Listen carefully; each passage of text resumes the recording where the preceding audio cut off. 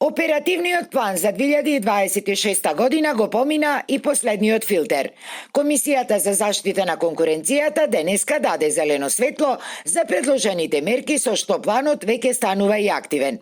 Неговата вредност е 40 милиони евра, а новина е што мерките кои лани се покажале како неатрактивни за корисниците, годинава целосно се укинуваат, а додека средствата од помалку атрактивните мерки се алоцираат во двете најатрактивни мерки, велат од Министерството за економија и труд. Оние мерки кои што не дадоа резултат се комплетно укинати, тоа се неколку мерки, а додека од понеатрактивните мерки се алоцирани финансиските средства во двете најатрактивни мерки од самиот план, а тоа се мерката самовработување и помош на правните субјекти за вработување на невработени лица.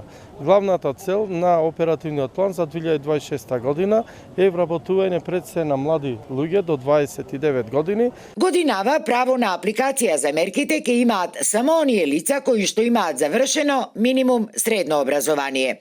Напоредно корисници на овие средства за прв пат ќе можат да бидат и млади повратници со тоа што тие ќе добиваат за 10% повеќе пари. За прв пат се уфатени и селениците кои што ќе можат да ги користат сите овие грантови предвидени во овие две мерки плюс 10% од самиот грант. Например, да карикирам, доколку се лица до 29 години, тоаш би можеле да искористат, ако е тоа помошта 10.000 евра, за повратници плюс 10%, тоа е 11.000 евра, исто и во другите мерки кои ги спомнав претходно.